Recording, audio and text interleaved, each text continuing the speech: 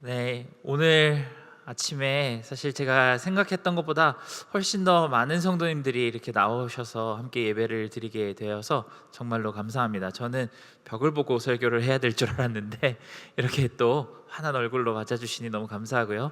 또 온라인으로 예배를 드리는 모든 성도님들께서도 정말 기도로 함께 해주시는 것이 굉장히 많이 느껴집니다. 오늘 이렇게 내리는 눈과도 같이 정말 크신 하나님의 축복이 온 땅에 이렇게 충만하게 덮이고 넘치게 되기를 기도합니다.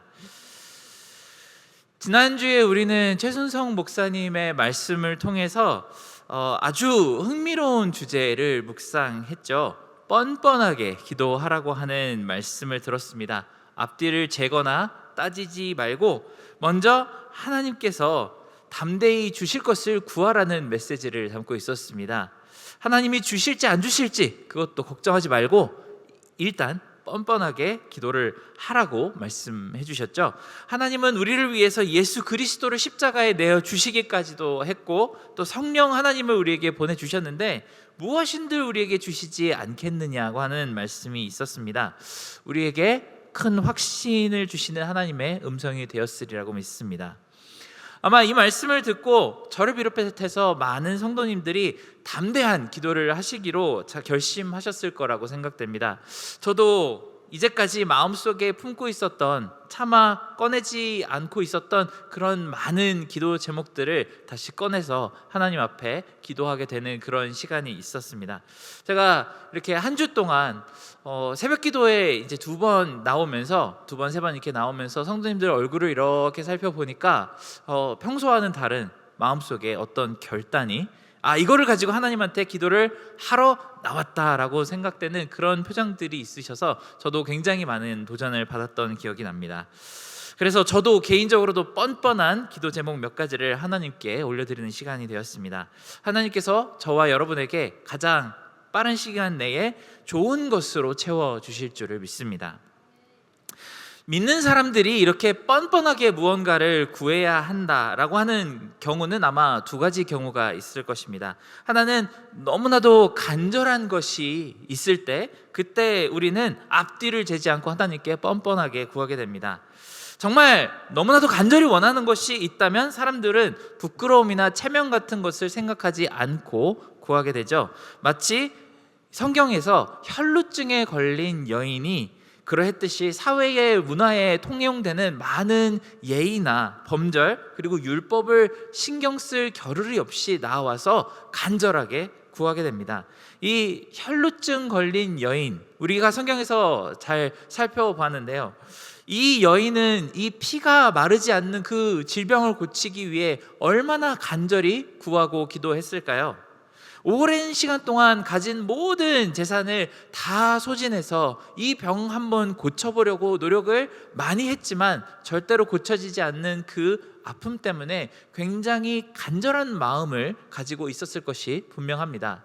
그래서 신령한 랍비가 하나 등장했다는, 그분을 마주보기만 해도, 그분의 말씀만 들어도 병을 낫는다는 소식을 들었을 때 이 여인에게는 한 줄기 소망의 빛이 비치는 것 같은 그런 느낌이 들었을 것입니다.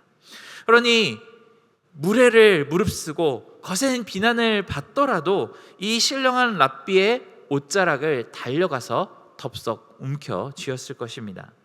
그 뒤에 어떤 질책을 받더라도 이 지긋지긋한 질병에서 내가 자유할 수만 있다면 아무것도 신경 쓰지 않고 일단 달려가서 그 구원의 손길을 잡는 것을 선택한 것이죠. 그리고 그 뒤에 예수님께서 말씀하시는 것은 이 여인을 질책하는 것이 아니라 너의 모든 죄가 사하여졌으니 너의 모든 그 믿음이 이 상황으로부터 너희를 구하게 되었으니 평안히 가라라는 그 말씀을 듣고 이 여인은 자기가 구했던 것 이상의 것을 받고 하나님의 은혜에 감사하며 집으로 돌아가게 되었을 것입니다.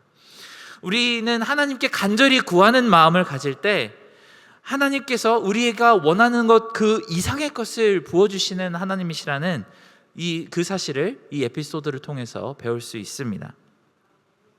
우리가 기도할 때 뻔뻔한 마음으로, 그 담대한 마음을 가지고 기도해야 하는 또 다른 필요가 있다면 아마 이루어지지 않을 것 같은 커다란 소망을 구할 때 우리는 또한 뻔뻔하고 담대하게 기도할 것입니다.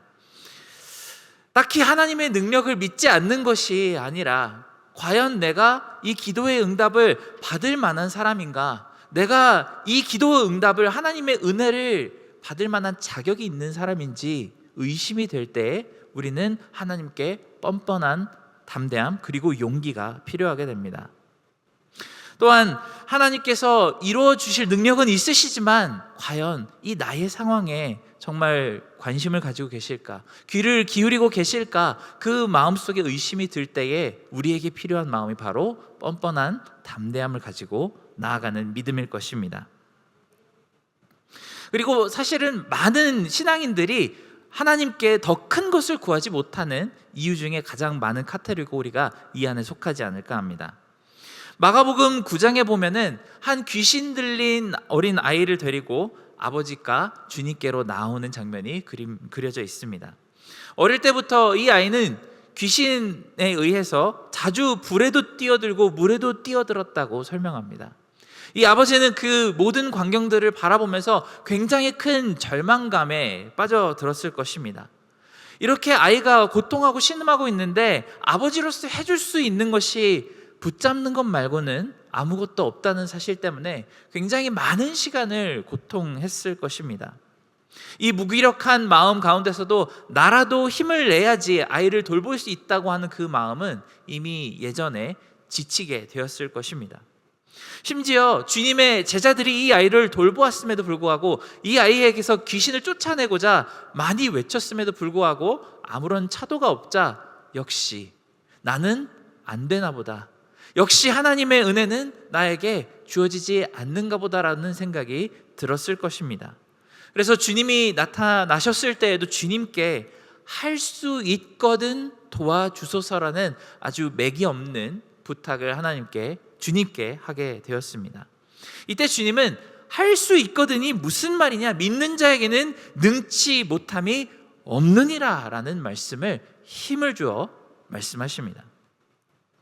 이 주님의 이야기를 듣고 아이의 아버지가 한 고백이 아마 우리에게 가장 필요한 마지막 한 방이 되리라고 믿습니다. 이때 이 아이의 아버지는 내가 믿나이다, 나의 믿음 없음을 도와주소서라고 말을 합니다. 마가복음의 기록에 보면은 그가 속삭인 것이 아니라 수많은 군중들 앞에서, 그 구경꾼들 앞에서 큰 소리를 지르며 외쳤다고 합니다. 헬라어로는 이 외치다라는 단어가 크라소라고 하는데 큰 소리로 비명을 지르거나 울부짖는다는 뜻을 가지고 있다고 합니다. 영어로 하면은 cry out을 했다고 표현이 되어 있습니다. 그 뒤의 결과는 우리가 잘 알다시피 이 아이가 완전히 귀신의 속박으로부터 자유함을 얻게 되었습니다.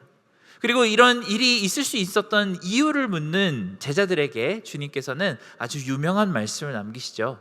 기도 외에는 이런 류가 나갈 수 없느니라 라고 설명하십니다. 여러분은 올 한 해 크라소, 크게 울부짖고 외치는 마음으로 하나님께 올려드리고 싶은 기도 제목이 어떤 것이 있으신가요? 그저 평안한 하루하루를 보내게 하시고 가족들 다 건강하게 해주시고 하는 일이 형통하게 해주시길 바란다고 하는 그런 일상적인 기도 제목들은 우리가 굳이 cry out 하면서 큰 소리로 외치면서 울부짖으며 기도해야 될 필요가 없겠죠. 반면에 하나님의 능력이 아니면, 하나님의 은혜가 아니라면 우리가 절대로 해결할 수 없는 인생의 커다란 벽이 있다면 그런 것들은 우리가 하나님께 올려드릴 수 있도록 우리가 잘 한번 묵상해 보기를 원합니다. 하나님께서 만약에 우리 앞에 나타나셔서 백지수표를 내미신다면, 하얀 종이를 내미시면서 내가 무슨 소원이든지 다 이루어 줄 테니까 한번 적어보라고 하신다면 우리는 그 위에다가 어떤 소망을 적을 수 있을까요? 그때는 신없지 않은 아주 작은 소원을 빌어서는 안 되겠죠. 정말 우리의 힘으로는 이룰 수 없는 하나님만이 하실 수 있는 소원을 적어야만 할 것입니다. 만약에 지금 이 상황이 제게 좋사오니 저를 그냥 이대로 놔두소서라고 적는다면 아마 굉장히 놀라운 기회를 우리가 놓치게 되는 것일 수도 있습니다. 하나님께서는 우리가 날마다 믿음이 성장하는 자녀가 되기를 원하십니다. 그리고 그 믿음의 성장은 우리가 하나님께 무엇을 소원하고 있는지, 무엇을 간구하고 있는지에 따라서 그 믿음의 크기가 잘 보이게 될 마련입니다. 이제는 우리가 앞날이 만만치 않다고 생각되는 2026년을 앞두고 있는 이 시간에 영적인 잠에서 깨어서 하나님께 더 큰 것을 구할 줄 아는 지혜를 얻어야만 하겠습니다. 오늘 본문에서는 주님께 제자 빌립이 너무나도 터무니없는 것을 구하고 있습니다. 바로 하나님의 얼굴, 아버지의 영광을 보게 해달라고 구하고 있습니다. 그렇게 해주시면은 자기의 마음이 만족하겠다고 말합니다. 참 뜬금없고 갑작스러운 요구죠. 우리는 이 대목을 바라보면서 황당한 표정을 짓기 전에 이 상황을 조금 더 자세히 살펴볼 필요가 있습니다. 이 순간은 예수님께서 제자들과 함께 마지막 만찬을 나누시고 있는 그 상황입니다. 이제 조금이 있으면 자기는 팔려서 십자가에 죽게 될 것을 말씀하신 그 상황이죠. 특히 이들 중에서 누가 나를 팔 것이고 그렇게 믿었던 수제자인 베드로마저도 3번이나 이 밤 안에 나를 부인하고 배신할 것을 예견하신 그때입니다. 이 아름다운 메시아 공동체는 이 밤을 넘기지 못하고 뿔뿔이 흩어지게 될 것이며 세상의 모든 사람들이 이들을 대적하게 될 거라는 아주 무서운 예견을 말씀하신 바로 다음입니다. 또한 주님께서 이렇게 죽으시는 것은 천국에서 너희들의 자리를 마련하러 가기 위함이라고 말씀하십니다. 평소에 이런 말을 들었다면 감사하겠지만 이 분위기가 지금 내가 죽으러 가는 것은 천국에 너의 자리를 마련하는 것이다 라고 말씀하시면 분위기가 굉장히 무서워지죠. 너희들도 다 나와 같이 죽음을 당하고 아니면 굉장히 큰 모진 박해를 당하게 될 것이라는 말씀처럼 들릴 수도 있는 상황입니다.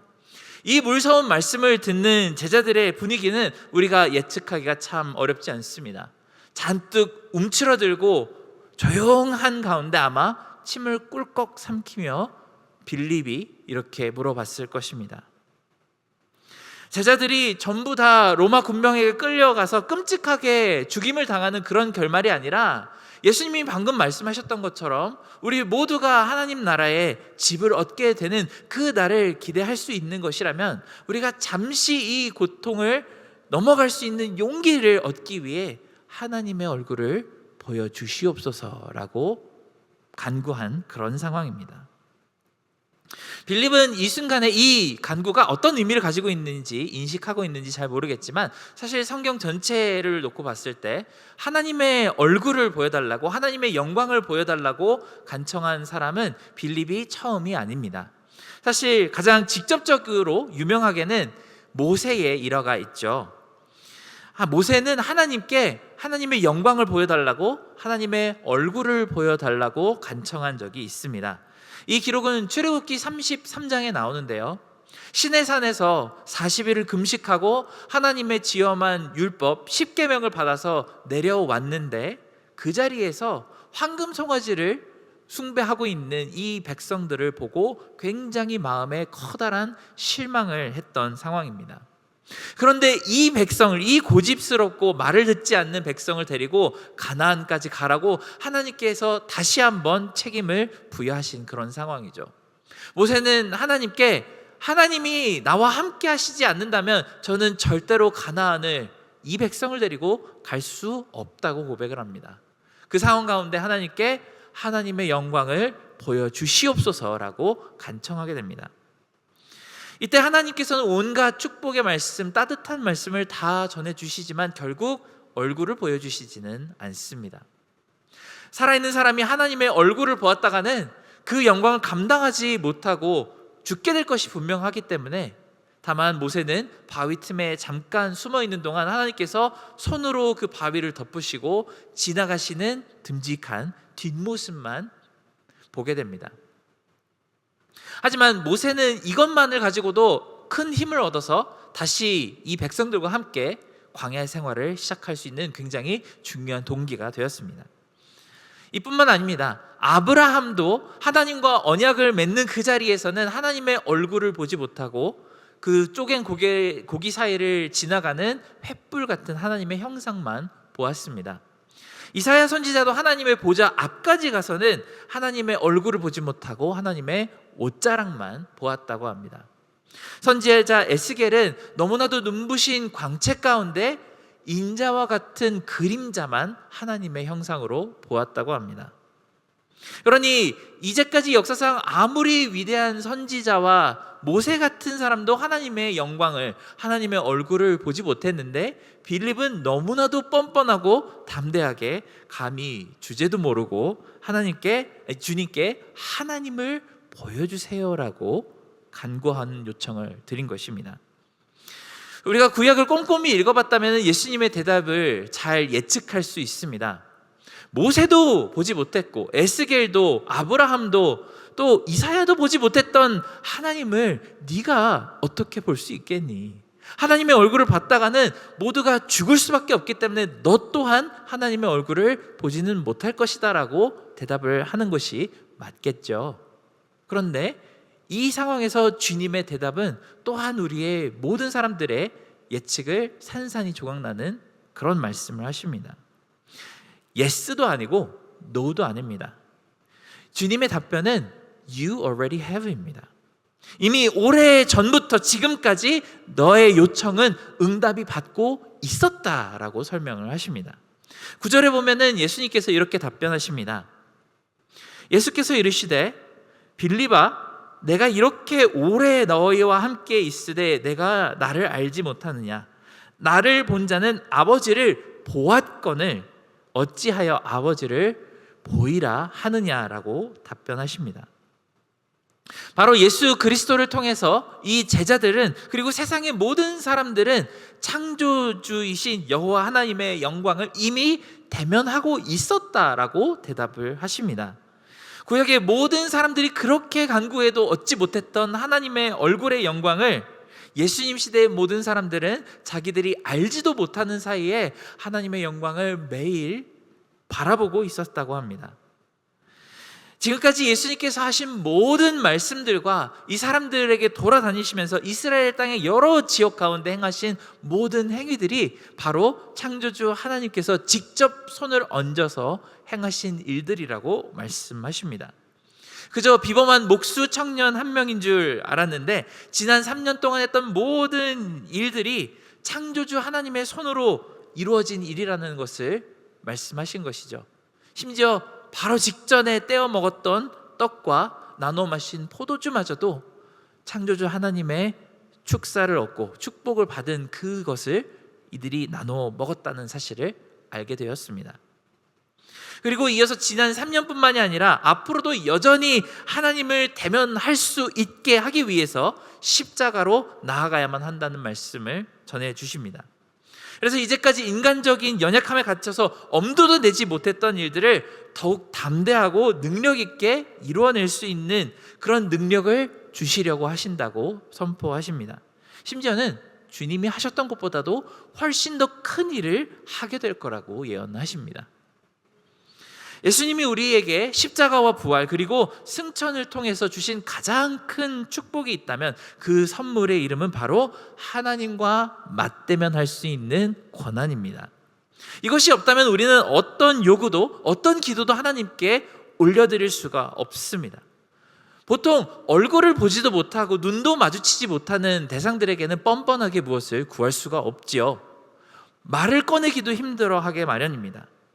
하지만 우리가 뻔뻔하고 담대하게 모든 우리의 기도 제목들을 가져가서 하나님 이것을 들어주시옵소서라고 요구할 수 있다면 그 요구 조건의 가장 기본적인 것은 바로 하나님의 얼굴을, 하나님의 눈을 마주볼 수 있는 특권입니다.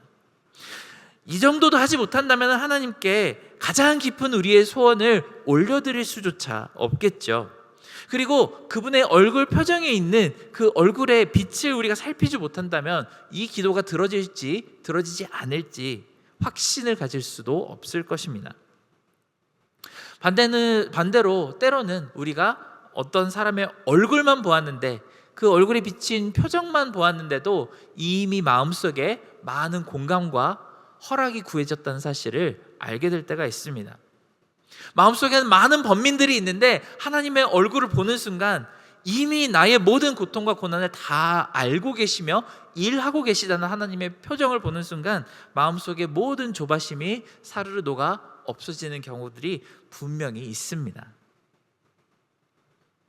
예수님이 이 말씀을 하신 지 바로 몇 시간이 지난 후에 예수님이 십자가에서 숨을 거두시는 그 순간 성전에 있던 커다란 휘장이 둘로 쫙 찢어졌다고 합니다. 잘했던 휘장이 왜 찢어진 것일까요? 그리고 이 휘장이 찢어졌다라는 말의 의미는 무엇일까요? 사실 이 성전의 휘장은 하나님을 만나러 들어가는 지성소 안에 그 지성소를 보지 못하도록 가리우는 장막이었습니다. 그런데 이 휘장이 반으로 찢어졌기 때문에 이제는 우리가 곧바로 하나님의 얼굴을 페이스 투 페이스로 마주보고 자유롭고 편안하게 소통할 수 있게 되었다는 놀라운 권한을 우리에게 주셨다는 것을 나타낸 사건입니다. 이제는 그래서 우리가 하나님께 더욱 담대하게 나아가서 우리가 원하는 것을 더욱더 대담하게 뻔뻔하게 올려드릴 수 있습니다. 사랑하는 성도 여러분, 우리가 왜 이렇게 담대하게 하나님께 기도하고 원하는 것을 얻어낼 수 있는지 아시나요? 이제 2026년 동안 있을 수없이 많은 어려움과 숙제와 두려운 일 가운데 앞길이 막막한 가운데 풀어나가야 할 방법이 생각나지 않을 때에 주저앉지 않고 우리가 모든 상황 가운데 하나님 아버지의 손을 꼭 붙들 수 있는 이유가 바로 오늘 말씀의 13절, 14절에 나와 있습니다. 주님께서 13, 14절에 이렇게 약속하십니다. 너희가 내 이름으로 무엇을 구하든지 내가 행하리니 이는 아버지로 하여금 아들로 말미암아 영광을 받으시게 하려 함이라. 내 이름으로 무엇이든지 내게 구하면 내가 행하리라 라고 말씀하십니다. 우리가 당당하게 뻔뻔하게 하나님께 우리의 요구 조건을 들어달라고 요구할 수 있는 이유가 바로 오늘 말씀 속에 있습니다. 예수 그리스도의 이름 때문입니다.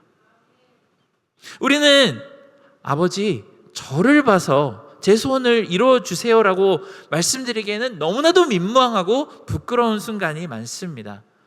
내 의만 가지고 하나님 앞에 나아가자면 하나님의 얼굴을 바라보지도 못하고 죄 가운데 부끄러워서 고개를 푹 숙일 수밖에 없겠죠.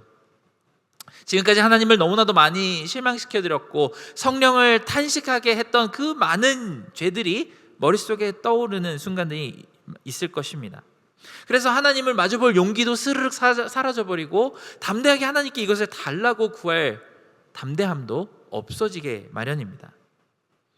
하지만 하나님께서 우리에게 그 응답 그 자체가 아니더라도 더 좋은 것을 부어주실 수 있다고 확신할 수 있게 하는 단 한 가지 열쇠가 바로 예수 그리스도의 이름입니다. 그래서 우리는 예수 그리스도의 이름으로 구하는 기도하는 모든 것 가운데 담대하게 더욱 크고 놀랍게 우리의 요구들을 우리의 기도 제목들을 집어넣을 수 있습니다. 이 교회의 다음 세대를 불꽃 같게 일으키시기를 예수 그리스도의 이름으로 기도합니다. 우리 신앙생활이 삶의 문제 가운데서 거뜬히 이것들 다 이겨내기를 예수 그리스도의 이름으로 기도합니다. 나와 내 가족과 내 이웃의 모든 삶이 하나님 나라처럼 변화되기를 예수 그리스도의 이름으로 기도합니다. 아멘. 이렇게 기도할 때에 우리는 진심으로 진정으로 그 기도의 응답을 받아낼 수가 있습니다. 예수님이 돌아가신 지 얼마 안 돼요. 사도행전 3장에 보면은 베드로가 곧바로 이 막강한 권능을 사용하는 장면을 볼 수 있습니다. 성전 민문 앞에 앉은 안진뱅이가 돈을 구걸하자 베드로 사도는 금과 은은 나에게 없지만 나에게 있는 것으로 너에게 주노니 주 예수 그리스도의 이름으로 일어나 걸으라 라고 말하며 기적을 일으키는 장면을 우리는 볼 수 있습니다. 이에 대해 소란이 일자 베드로는 사두개인들을 향해서 구원을 받을 만한 다른 이름을 주신 일이 없다고 말하며 또다시 예수 그리스도의 이름으로 하나님의 그 모든 그 일들을 이루어 나가는 용맹함을 보여주죠. 사도들은 예수 그리스도의 이름을 정말 적극적으로 잘 활용합니다. 모든 상황 가운데 어떤 어려움이 있더라도 예수 그리스도의 이름으로 다 뚫고 나가는 것을 보여줍니다. 그리고 사도 베드로에게 그리고 그 모든 사도들에게 있었던 예수 그리스도의 이름의 능력은 지금 우리 세대 가운데서 조금도 약해지지 않았습니다. 우리 또한 예수 그리스도의 이름으로 하나님께 얼마든지 모든 것을 담대하고 뻔뻔하게 구할 수 있습니다. 다만 한 가지 우선순위를 먼저 정돈했으면 좋겠습니다. 예수 그리스도의 이름을 우리가 어떻게 활용해야 할까요? 예수님의 이름으로 우리가 무엇을 구하든지 그 응답을 얻을 수 있다고 예수님께서 말씀하셨습니다. 하지만 예수 그리스도의 이름은 그보다 더 중요하게 하나님 아버지의 얼굴을, 하나님을 언제든지 대면할 수 있는 권한이라는 사실을 기억하셨으면 좋겠습니다. 부디 예수 그리스도의 이름을 부적이나 마법 주문처럼 사용하지 마셨으면 좋겠습니다. 마치 옛날 조선에 암행어사가 마패를 들고 다니면 모두가 벌벌 떠는 것과도 같은 그런 특권 의식을 위해서 예수 그리스도의 이름을 우리에게 주신 것이 아니라는 사실을 우리는 기억해야만 합니다.